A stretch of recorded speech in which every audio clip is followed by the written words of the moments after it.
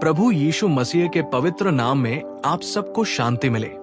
आज हम नीति वचन से एक ऐसे मौलिक सत्य पर विचार करने जा रहे हैं जो हमारे जीवन में सच्ची आशीष का स्रोत है। हम अक्सर खुशी या आशीष को भौतिक संपत्ति या आरामदायक जीवन में खोजते हैं, लेकिन परमेश्वर का वचन हमें एक गहरे सत्य की ओर ले जाता है।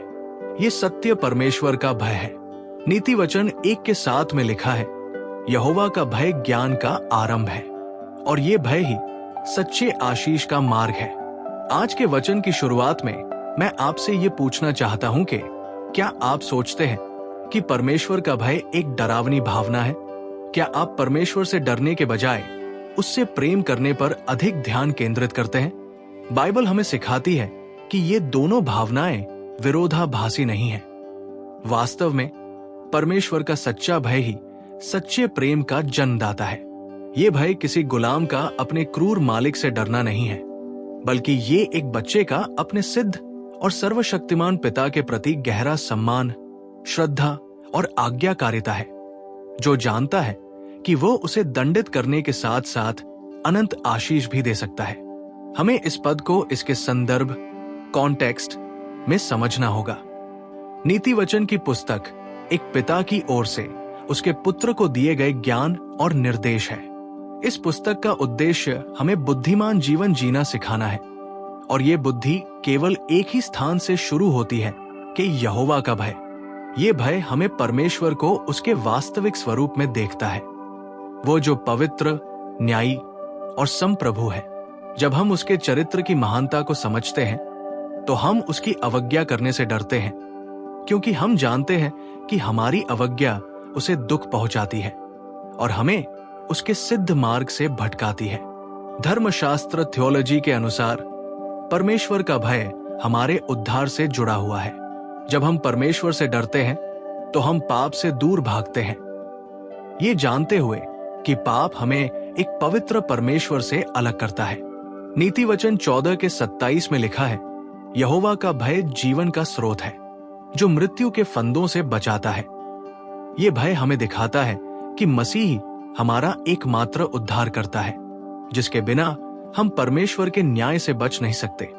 इसलिए परमेश्वर का भय हमें क्रूस की ओर और मसीह में दी गई क्षमा की ओर ले जाता है। तो परमेश्वर के भय के पीछे कौन कौन सी आशीषें छिपी हैं? बाइबल हमें स्पष्ट रूप से बताती है कि परमेश्वर का भय एक आशीषों का स्रोत है, जो भौतिक धन से कहीं अधिक मूल्यवान है। पहला, ये हमें ज्ञान और बुद्धि देता है। जैसा कि हमने नीति वचन 1:7 में देखा, ये भय ज्ञान का आरंभ है। सच्चा ज्ञान केवल तथ्यों को जानना नहीं है, बल्कि परमेश्वर की इच्छा के अनुसार जीना है। भजन संहिता 111:10 में लिखा है, यहोवा का भय बुद्धि का आरंभ है, जो इसका पालन करते हैं उन सब की समझ अच्छी होती है। दूसरा, ये हमें सुरक्षा और आत्मविश्वास देता है। जब हम परमेश्वर से डरते हैं तो हमें किसी और चीज से डरने की जरूरत नहीं होती। हमारा भरोसा मनुष्यों पर नहीं, बल्कि सर्वशक्तिमान परमेश्वर पर होता है। नीति वचन 14:26 में लिखा है, यहोवा के भय में एक दृढ़ भरोसा होता है और उसके बच्चों के लिए एक शरण स्थान रहेगा। ये भय हमें जीवन के तूफानों के बीच शांति देता है। तीसरा, ये हमें लंबी आयु और संतुष्टि देता है। परमेश्वर का भय हमें पापमय व्यवहार से दूर रखता है, जो हमारे शरीर और आत्मा को नुकसान पहुंचा सकता है। नीति वचन 10:27 में लिखा है, यहोवा का भय जीवन के दिनों को बढ़ाता है, पर दुष्टों की आयु घट जाती है। चौथा, ये हमें भौतिक आपूर्ति प्रदान करता है। हालांकि ये आशीष का मुख्य कारण नहीं है, फिर भी परमेश्वर अपने भय मानने वालों को भौतिक जरूरतों में भी नहीं छोड़ता। भजन संहिता 34:9 में लिखा है, यहोवा से डरो उसके पवित्र जनों, क्योंकि उसके डरवैयों को किसी अच्छी वस्तु की कमी नहीं होती। हम अपने दिन प्रतिदिन के जीवन में परमेश्वर का भय कैसे मान सकते हैं?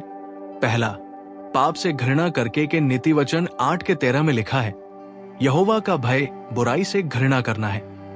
जब हम परमेश्वर से डरते हैं तो हम जानते हैं कि हमारा पाप उसे दुख पहुंचाता है, और इसलिए हम जानबूझकर पाप से दूर भागते हैं। पाप से दूर भागते हैं। दूसरा, आज्ञाकारिता में चलकर के परमेश्वर का भय हमें उसके वचन के प्रति सम्मान दिखाता है।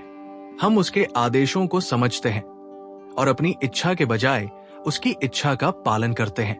तीसरा, निरंतर आराधना करके के परमेश्वर का भय हमें ये याद दिलाता है कि वो कितना महान है। जब हम आराधना करते हैं तो हम उसकी महिमा और पवित्रता को पहचानते हैं।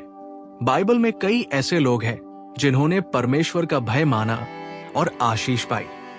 यूसुफ ने अपने मालिक की पत्नी के प्रलोभन से इनकार कर दिया, ये कहते हुए कि वो परमेश्वर के विरुद्ध पाप कैसे कर सकता है। उसने परमेश्वर का भय माना और परमेश्वर ने उसे आशीष दी और उसे मिस्र का शासक बनाया। उत्पत्ति 39:9। नूह ने जल प्रलय से पहले परमेश्वर की चेतावनी पर विश्वास किया और एक जहाज बनाया जिससे वो और उसका परिवार बच गए। इब्रानियों 11 के साथ ये लोग आशीष पाए हुए थे क्योंकि उन्होंने दुनिया के प्रलोभनों के बजाय परमेश्वर के अधिकार को प्राथमिकता दी। हमारे लिए यीशु मसीह परमेश्वर के भय का अंतिम उदाहरण है। यीशु ने परमेश्वर की इच्छा का पालन मृत्यु तक किया और उसी आज्ञाकारिता के कारण हमें अनंत जीवन मिला। इब्रानियों 5 के साथ हमें बताता है कि यीशु ने भय और आंसुओं के साथ परमेश्वर से प्रार्थना की। अंत में मेरे प्यारे भाइयों और बहनों, मैं आपको प्रोत्साहित करना चाहता हूं कि यीशु मसीह को अपना एकमात्र उद्धारकर्ता माने, क्योंकि यीशु ने हमारे पापों के दंड को अपने ऊपर ले लिया। इसलिए हमें अब एक सेवक की तरह दंड का डर नहीं है, बल्कि एक बच्चे की तरह पिता के प्रेम को खोने का डर है। परमेश्वर का भय हमें उस आशीष की ओर ले जाता है जो केवल मसीह में पाई जाती है। आज ही अपने जीवन में परमेश्वर के भय को ज्ञान और आशीष का आरंभ माने। यदि आपने इस संदेश से आत्मिक आशीष पाई है तो इसे अपने तक न रखें, किसी ऐसे व्यक्ति को शेयर करें जिसे इसे सुनने की आवश्यकता है। आप हमारे यीशु वचन चैनल को सब्सक्राइब जरूर करें। हम हर दिन आपके लिए बाइबल आधारित आत्मिक संदेश लाते हैं। आपका एक सब्सक्रिप्शन हमें परमेश्वर का वचन और लोगों तक पहुंचाने में मदद करेगा। परमेश्वर आपको आशीष दे।